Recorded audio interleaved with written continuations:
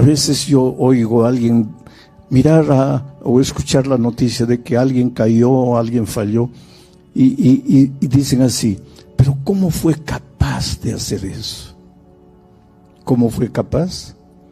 Oh querido, ni tú ni yo sabemos de lo que somos capaces de hacer. ¿Estamos bien? Solo por la gracia redentora de Jesucristo. Hasta aquí hemos caminado bien porque el brazo poderoso del Señor Jesús nos ha conservado, no porque hay algún mérito en nosotros. ¿Acaso las grandes victorias de David fueron por él? ¿Qué significaba una piedrecita para derrotar a un gigante como Goliat, armado hasta los dientes? Y ni siquiera usó 5 piedras, recogió 5 piedras, pero usó apenas una. No me digas que eso fue por la técnica de él en usar la honda. No era por el entrenamiento, la capacidad, no. Fue Dios. Dios intervino paso a paso en la vida de David, mientras él tenía su mano tomado de la mano del Señor Jesús. Cuando él soltó la mano, comenzó su desgracia. Y su desgracia comenzó cuando descuidó sus responsabilidades. Su ejército estaba en el campo de batalla. Y en lugar de ir él con su ejército al campo de batalla, como lo había hecho siempre, esta vez se quedó en casa, sin hacer nada. Y durante la tarde, en lugar de levantarse y hacer alguna cosa, durmió toda la tarde. Y cuando se levantó, ni siquiera se levantó para trabajar, se levantó para pasear por el terrado de su casa. Y fue ahí que vio. David era un hombre con poder. Tú sabes que Dios confía poder a sus hijos. Todos nosotros tenemos poder. El padre tiene poder en su familia, la madre. El que trabaja en cualquier lugar tiene poder en su radio de acción, el poder de la influencia, el poder del cargo. Tenemos poder, pero Dios nos confía el poder para edificar, para construir, nunca para destruir. Pero solo seremos capaces de edificar y construir si estamos tomados de la mano del Señor Jesús. El día que soltemos la mano de Jesús, vamos a usar el poder para el mal. Y en esta ocasión, en esta circunstancia, David había soltado la mano de Dios. Lo demás fue consecuencia. Vamos a abrir el primer texto para esta noche, en el segundo libro de Samuel. Ahí está, capítulo 11, versículo 2. Es un texto interesante. Dice, y sucedió un día,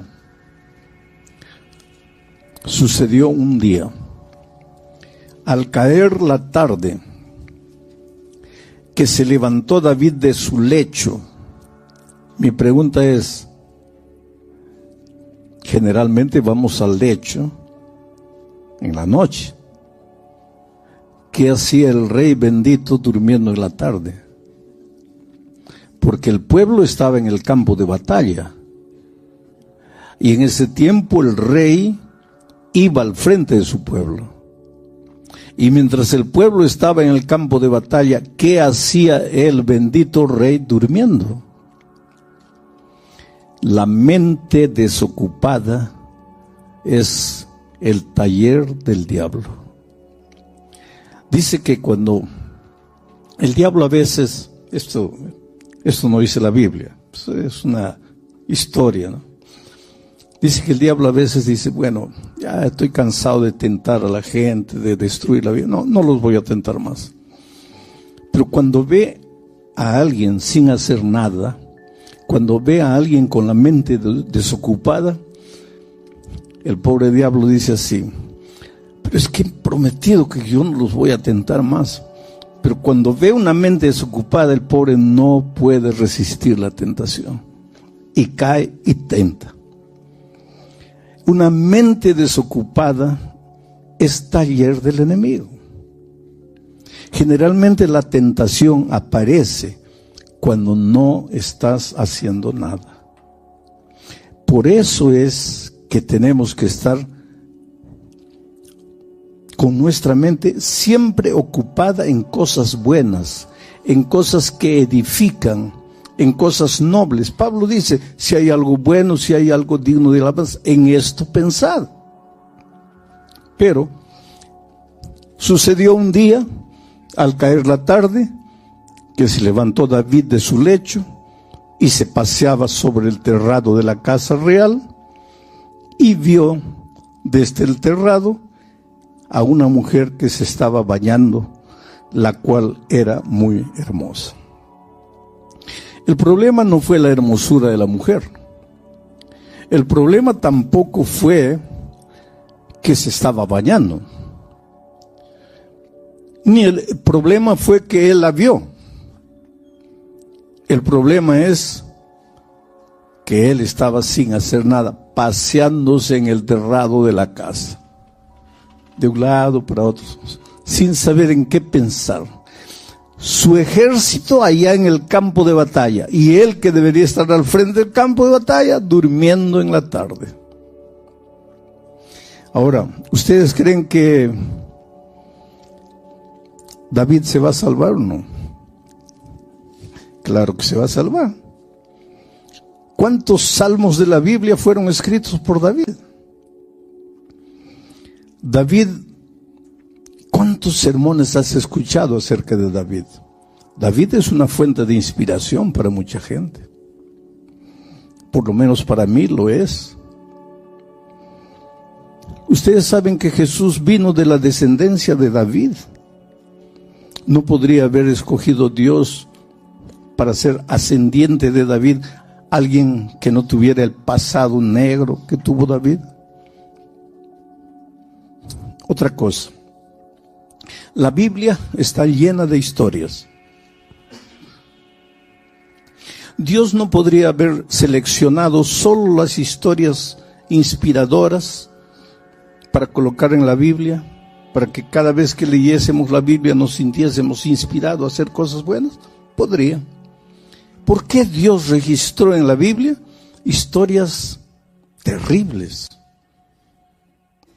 Si ustedes leen la Biblia de Génesis hasta el Apocalipsis, vas a encontrar algunas historias que literalmente te da repugnancia.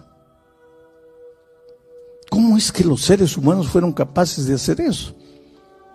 Y muchos de ellos van a estar en el reino de los cielos. ¿Cuál es la explicación? ¿Cuál es la explicación para que un hombre de Dios como David, porque ustedes saben que de jovencito David era un niño consagrado a Dios? Hoy día a los niños en la iglesia no les contamos historias de David, que era un pastorcillo, que cuando venían los leones, él en el nombre de Dios enfrentaba a los osos y a los leones, y cuando tenía más o menos 16 años se enfrentó a un gigante Goliat, y con solo una piedrecita lo derrotó. ¿No contamos historias maravillosas? ¿Acaso cuando Samuel visitó a Isaí, el padre de David, y le dijo: Dios me ha mostrado que entre tus hijos está el futuro rey de Israel? Entonces Isaí dijo: seguramente es este. No, ese no es. Entonces debe ser este otro. No, ese tampoco. Entonces este. No, este. Y fueron desfilando todos los hijos de Isaí, y Samuel decía: no, ninguna de esos. Y entonces Isaí preguntó: pues, ¿y entonces quién? Ya no tengo más. ¿Cómo no tienes más? Dios me ha mostrado que un hijo tuyo va a ser el rey. Tienes que tener un hijo más. Sí, tengo un debilucho, flaquito ahí, pastando ovejas. Pero ese no, pues ese no va a ser rey nunca. Llámalo. Y lo trajeron. Y cuando Samuel lo vio, dijo: este es el hombre. Ahí nace ese versículo que dice que Dios no ve lo que está delante de sus ojos como los hombres. Cuando vamos a escoger a alguien, le vemos al más pintoso, al más hermoso, al más bonito, al más inteligente, al más apuesto. Pero Dios no ve así. Cuando Dios ve el corazón. Y David fue llamado el hombre conforme al corazón de Dios. Fue un hombre extraordinario. Fue nombrado rey de Israel. Pero cayó y cayó estrepitosamente. Lección número 1. El hecho de que hoy estamos bien con Dios no significa que mañana también estaremos. No existe una vez salvo, para siempre salvo. No existe. Existe una vez salvo, cada día salvo, cada hora salvo, cada minuto salvo, cada segundo salvo. No es porque Dios me ha usado durante 40 años que me va a seguir usando. Mañana puedo tener una caída estrepitosa. Porque basta soltar el brazo poderoso de Dios y no somos nada en la vida. A veces yo oigo a alguien mirar o escuchar la noticia de que alguien cayó o alguien falló y dicen así: pero ¿cómo fue capaz de hacer eso? ¿Cómo fue capaz? Oh querido, ni tú ni yo sabemos de lo que somos capaces de hacer. Estamos bien solo por la gracia redentora de Jesucristo. Hasta aquí hemos caminado bien porque el brazo poderoso del Señor Jesús nos ha conservado, no porque hay algún mérito en nosotros. ¿Acaso las grandes victorias de David fueron por él? ¿Qué significaba una piedrecita para derrotar a un gigante como Goliat, armado hasta los dientes? Y ni siquiera usó 5 piedras, recogió 5 piedras, pero usó apenas una. No me digas que eso fue por la técnica de él en usar la honda. No era por el entrenamiento, la capacidad, no. Fue Dios. Dios intervino paso a paso en la vida de David, mientras él tenía su mano tomado de la mano del Señor Jesús. Cuando él soltó la mano, comenzó su desgracia. Y su desgracia comenzó cuando descuidó sus responsabilidades. Su ejército estaba en el campo de batalla. Y en lugar de ir él con su ejército al campo de batalla, como lo había hecho siempre, esta vez se quedó en casa, sin hacer nada. Y durante la tarde, en lugar de levantarse y hacer alguna cosa, durmió toda la tarde. Y cuando se levantó, ni siquiera se levantó para trabajar, se levantó para pasear por el terrado de su casa. Y fue ahí que vio. David era un hombre con poder. Tú sabes que Dios confía poder a sus hijos. Todos nosotros tenemos poder. El padre tiene poder en su familia, la madre.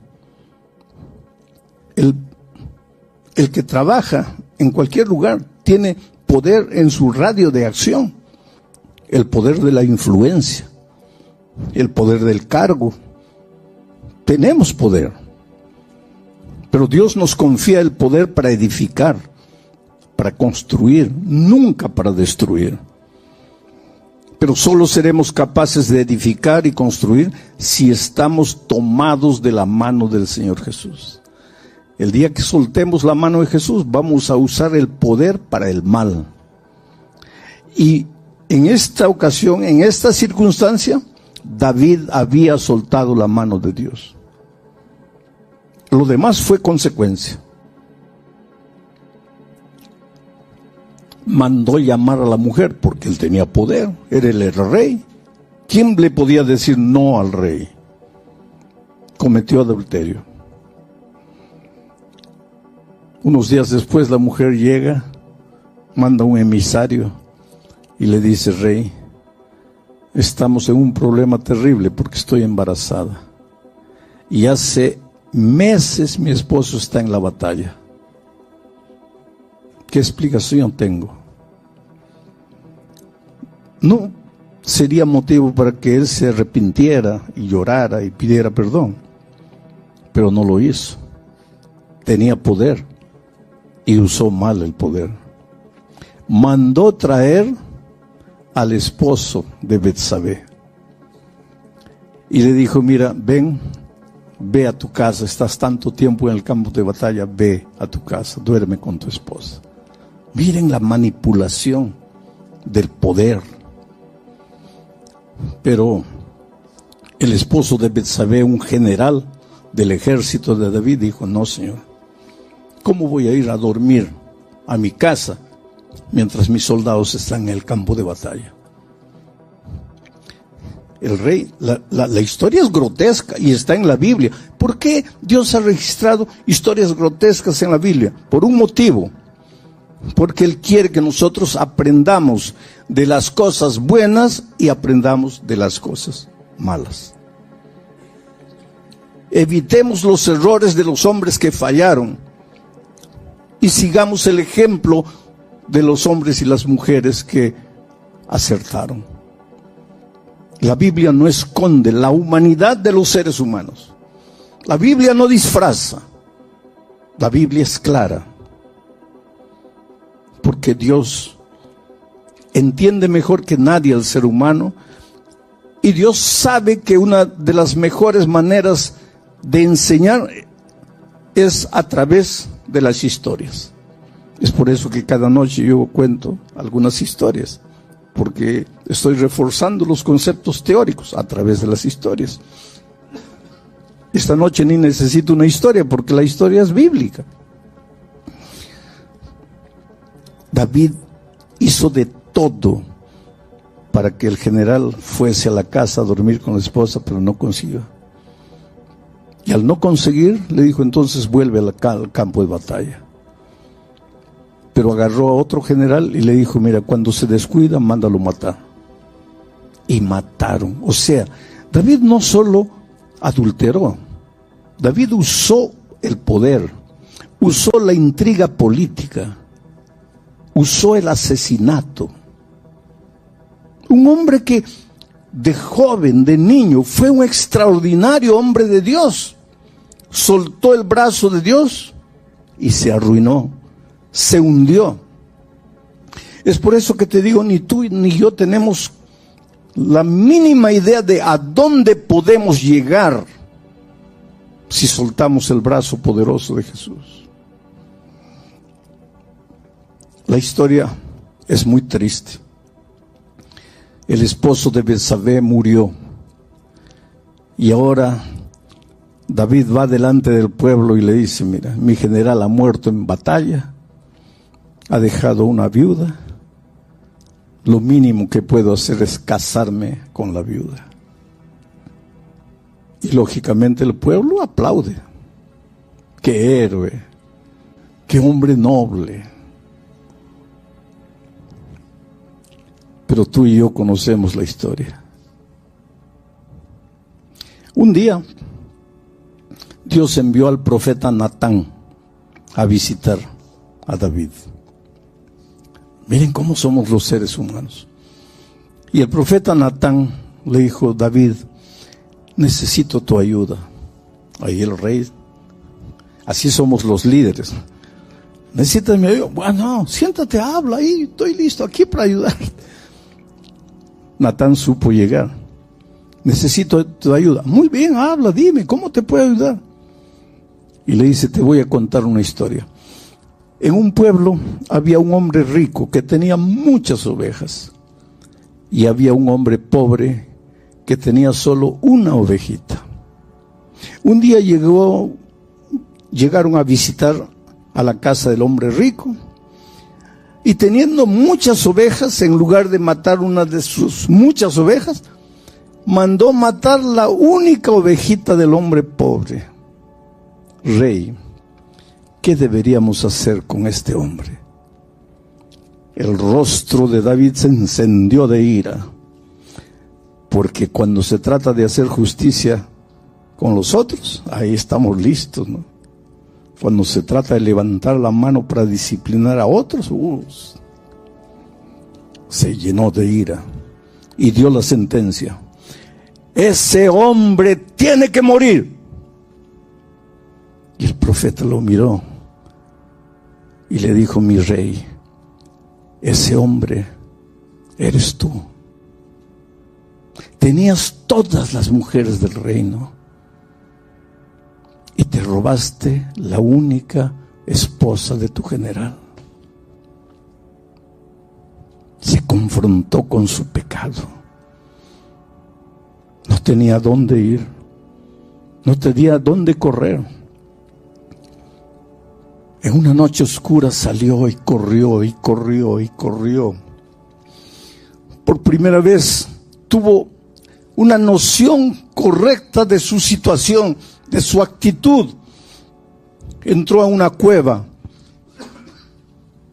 se arrodilló en esa cueva llorando, derramando el alma a Dios. Ahí escribió el Salmo 51. En ese Salmo 51 él confiesa a Dios: Señor, soy una miseria, no valgo para nada. Pero de ese Salmo voy a tomar un versículo que es encima del cual voy a trabajar esta noche. Salmo 51, versículo 5. Mire lo que él dice, arrodillado, clamando a Dios: he aquí, Señor, en maldad he sido formado, y en pecado me concibió mi madre. Ahora, si tú solo lees el versículo y no lees el contexto, vas a pensar que el sexo es pecado. Y porque la mamá y el papá tuvieron una noche de sexo, él nació, y que él considera que es fruto de pecado. Pues es una visión completamente distorsionada de la palabra de Dios. Él no está hablando de eso. Él está hablando de la naturaleza pecaminosa del ser humano. ¿Qué es naturaleza pecaminosa? Te voy a explicar. Cuando nosotros fuimos creados, cuando Adán y Eva fueron creados, ellos fueron creados con naturaleza perfecta. ¿Qué es naturaleza perfecta? Es la inclinación, es la tendencia a hacer el bien. Así como para ti es fácil respirar, es natural respirar, para Adán y Eva, con la naturaleza perfecta con que fueron creados, era natural obedecer. Desobedecer era contra su naturaleza. Y ahora vas a preguntar: ¿y entonces por qué pecaron? De cierta manera, cuando Adán y Eva desobedecieron, fueron contra su naturaleza, porque ellos tenían naturaleza perfecta. Pero entonces sucedió un misterio. El ser humano perdió la naturaleza perfecta y adquirió una naturaleza extraña, mala, perversa, que se llama naturaleza pecaminosa. Y después, cuando los seres humanos comenzaron a nacer, todos vinimos al mundo trayendo la naturaleza pecaminosa. Pastor, ¿qué es la naturaleza pecaminosa? Lo contrario de la naturaleza perfecta. O sea, con la tendencia, con la naturaleza pecaminosa, lo que es natural, lo que es simple, lo que es fácil, es desobedecer, es fabricar el mal, es andar en los caminos del mal. Lo que es difícil, y yo diría imposible, es obedecer. Eso ya es contra nuestra naturaleza, la obediencia. Lo que es natural para el hombre caído es la desobediencia. todos nosotros hemos venido al mundo trayendo la tendencia al mal. Somos pecadores desde que nacemos. A veces los adultos tenemos dificultad en entender eso, pero desde que nacemos ya traemos el egoísmo arraigado en nuestro ser, en nuestra naturaleza. ¿Y quieres probar? Dale la mamadera a tu hijito, no quiere. Dale, no quiere. Entonces toma la mamadera y dale al otro, ahí él quiere. Y tú te ríes, ay, qué bonito. ¿Pero qué es eso? Eso es el egoísmo natural. Él no lo hace pensando. Está dentro de él. Solo que cuando vamos creciendo, dejamos de ser niños, nos volvemos adolescentes, jóvenes, adultos. Aprendemos a disfrazar nuestra naturaleza egoísta.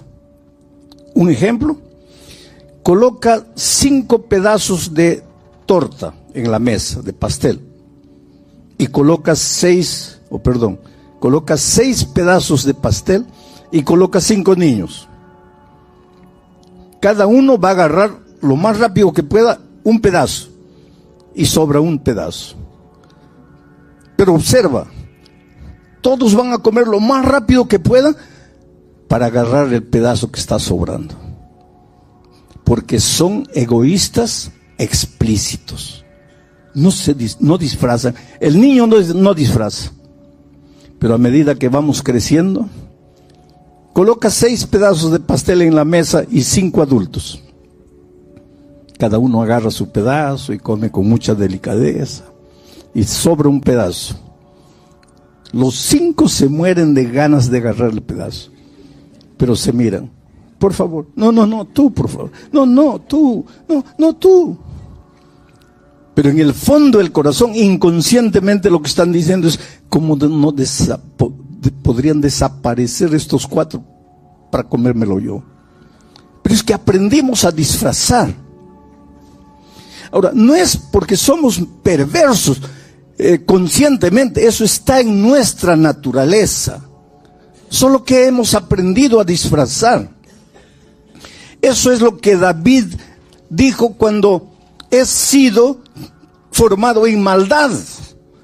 Ya he venido al mundo trayendo la naturaleza pecaminosa desde mi concepción. Yo ya vine al mundo trayendo esta naturaleza mala. Y Pablo en cierta ocasión en Romanos capítulo 7 lloró y dijo, yo no entiendo mi vida. Yo sé todo lo que Dios quiere de mí, lo que Dios espera de mí.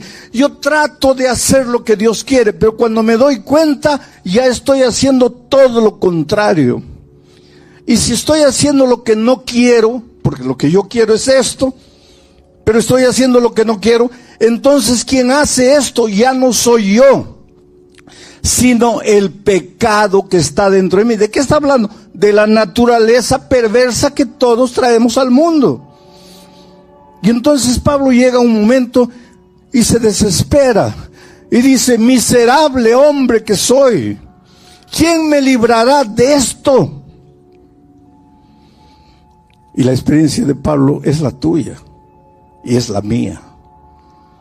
Nosotros sabemos lo que Dios quiere. Tratamos de hacer lo que Dios quiere, pero cuando nos damos cuenta ya estamos yendo para allá y nos desesperamos. Y lo que pensamos es, yo no valgo para nada, mi palabra no vale para nada, le he prometido a Dios 1000 veces, pero yo soy débil, yo no puedo cumplir.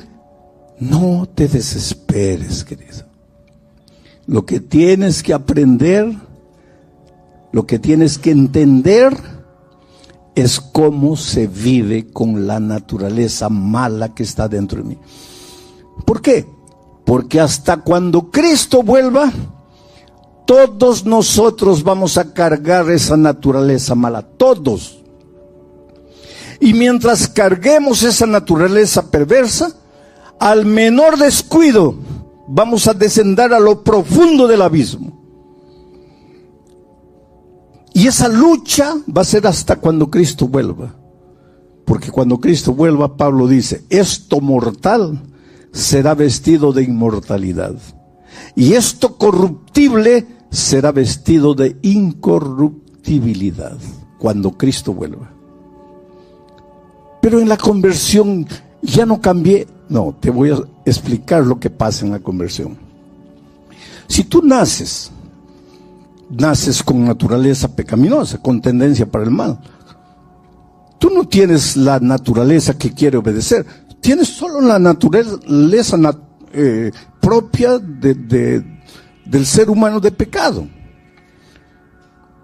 Pero un día te encuentras con Cristo y aceptas a Jesús como tu Salvador y le entregas tu vida. ¿Sabes lo que el Señor Jesús hace? Coloca en tu corazón la naturaleza de Cristo. Pablo le llama eso la mente de Cristo. Solo que esa mente de Cristo, esa naturaleza de Cristo en ti, es como un nené recién nacido.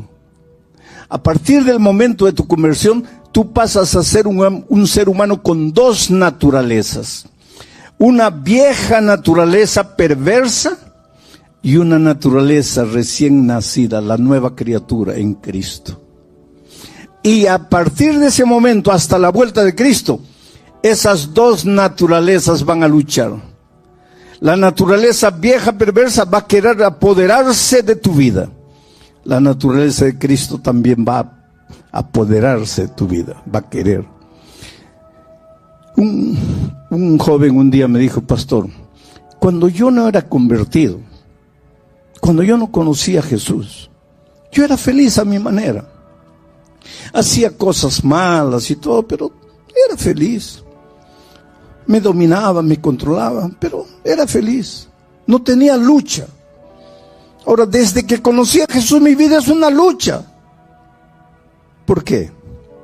Porque antes de conocer a Jesús no había lucha en tu vida. Porque antes solo tenías una naturaleza. ¿Con quién iba a pelear esa naturaleza? Entonces no había lucha en tu vida. ¿Y por qué después que conoces a Jesús pasas a experimentar la lucha? Porque ahora tienes la naturaleza de Cristo y tienes la otra naturaleza perversa. Y esas dos van a pelear una contra la otra. Y mira lo que Pablo dice, lo explica de una manera muy interesante. Romanos, por favor. No seas vencido por lo malo, por la naturaleza mala, sino vence con el bien, la naturaleza de Cristo, el mal. Vence con el bien el mal. Esto es interesante. Te voy a hacer la última ilustración de la noche. Mira, vamos a decir que tenemos dos tigres en una lucha a muerte. Pero ahora tú separas los tigres, lo colocas uno aquí y a otro aquí. A este le das comida día y noche, lo alimentas día y noche, y el tipo está robusto, fuerte, lleno de vida. A este pobrecito no le das comida. De vez en cuando te acuerdas un poquito de comida. Pasan 2, 3 días, otro poquito de comida. El pobre está todo famélico, está todo debilucho, hueso y pellejo, mientras este otro está todo robusto. Ahí los sacas y los colocas en el campo de batalla. ¿Cuál de ellos va a vencer? Pues este pobrecito no le da ni para un zarpazo. Este lo va a derrotar, porque este está mejor alimentado. Tú tienes que recordarte que a partir del momento de tu conversión, tú tienes dos tigres dentro de ti. ¿Y quién va a vencer? El que fuere mejor alimentado. No entiendo, pastor. Te explico. ¿Cómo se alimentan las naturalezas? Por los 5 sentidos. Lo que ves, lo que oyes, lo que hueles, lo que comes, lo que tocas. Todo lo que entra principalmente por los ojos y por los oídos es alimento o para una o para otra, o para una o para otra. Tú te vas a dar cuenta que al fin de la semana te vas a sentir espiritualmente fuerte. Vas a ver, ya estás comenzando. ¿Por qué? Porque todas las noches estás la naturaleza cristiana que hay en ti está recibiendo una superdosis de vitamina espiritual.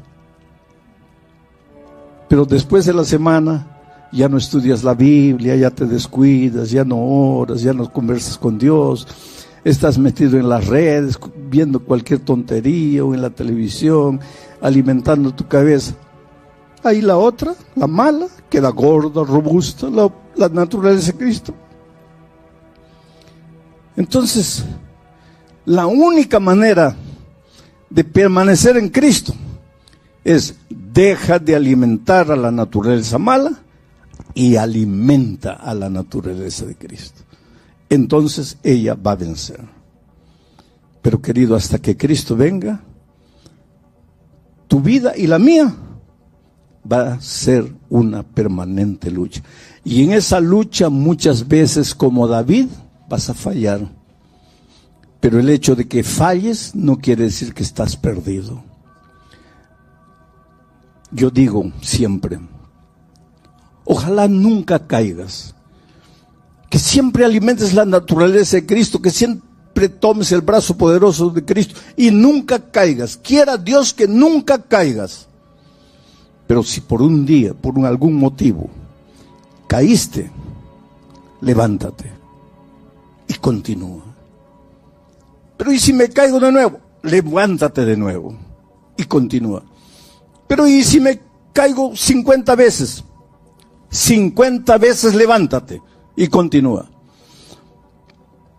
Por eso Pablo dice: hermanos, yo todavía no lo he alcanzado, pero una cosa hago: miro al blanco, me olvido de lo que queda para atrás y prosigo al blanco. Esa palabra proseguir en griego es lambano. ¿Qué quiere decir lambano? Quiere decir, caminas, sudando, ahí está la cumbre, y ya faltan 50 metros, 40 metros, y ya no puedes, te duelen los pies, estás cansado. Llegas, y cuando llegas a la cumbre, ya quieres respirar así hondo y decir: gracias a Dios llegué. Y ahí descubres que hay otra cumbre más adelante. Y ahora lambanas, prosigues. Y cuando estás llegando, descubres que hay otra cumbre más alta. Proseguir no es seguir. Proseguir es seguir a pesar de tus errores, a pesar de tus caídas, a pesar de tus fallas.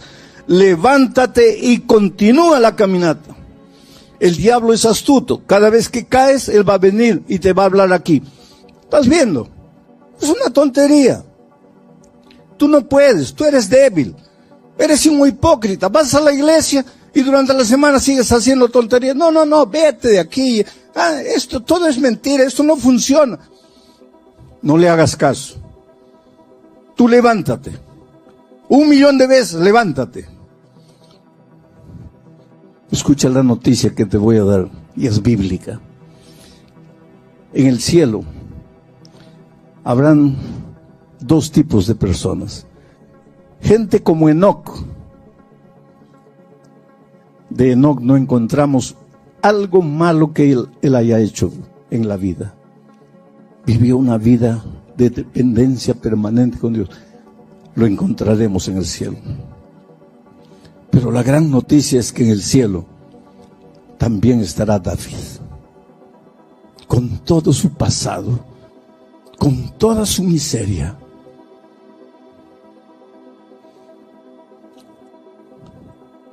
Y será emocionante abrazar a Enoc, pero será más emocionante abrazar a David,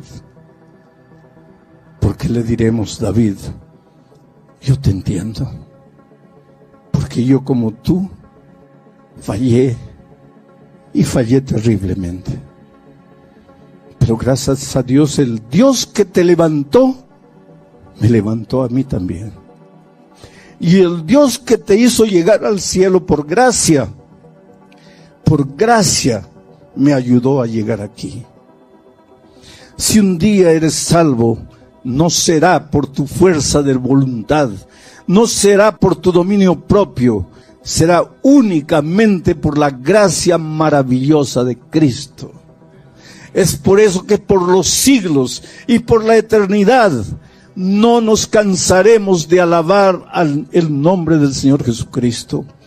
Él es el principio, Él es el medio y es el fin de la vida cristiana. Sin Cristo no hay cristianismo. No te atrevas a llamar cristianismo cuando sacas a Cristo de tu experiencia. Eso es mero moralismo. Cristianismo no es moralismo. Cristianismo es dependencia permanente del Señor Jesucristo. Dice que a veces en la noche, después de haber caído, nos arrodillamos y ni siquiera tenemos el valor de levantar los ojos al cielo. Simplemente nos agachamos y decimos: Señor, aquí estoy otra vez para confesarte el mismo pecado. Y Jesús te dice: ¿por qué otra vez, hijo? Si es la primera vez que te estoy oyendo. Porque cuando Dios perdona, se olvida, y se olvida para siempre. Cada día es un nuevo día. Cada entrega es una nueva entrega. Es por eso que esta noche voy a pedirle a Claudia y a Daniel que vengan a cantar, porque mientras ellos dos cantan, yo quiero que todos nosotros nos reconsagremos a Dios. Yo soy el primero. Quiero entregarle una vez más mi vida a Dios. Quiero depender de Dios y depender de su gracia. Quiero que mi predicación no sea fruto de mi cabeza y de mi boca, sino que nazca en mi corazón. Quiero que Dios me use como un instrumento, a pesar de lo que soy. Si tú quieres hacer lo mismo, levántate ahí. Esta es una invitación para toda la iglesia.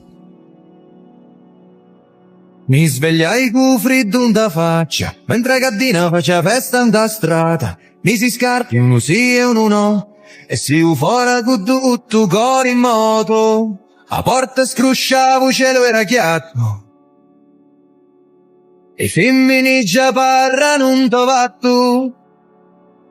Un vicino mi dissi: oh, cammini presto.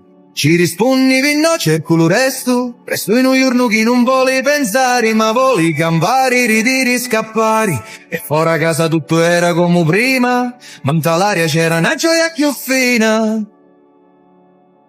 Un paese si muove come una canzone. Ogni voce, ogni passo, ogni parola. Su mio figlio di sta terra sincera. E quando esci fuori mi sento intera.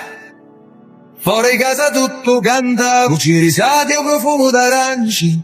Non c'è regola, non c'è strada, si sente libero quando vai in ta piazza. Ora in casa scatta, tu giorno ridamente si sfila con una festa fatta.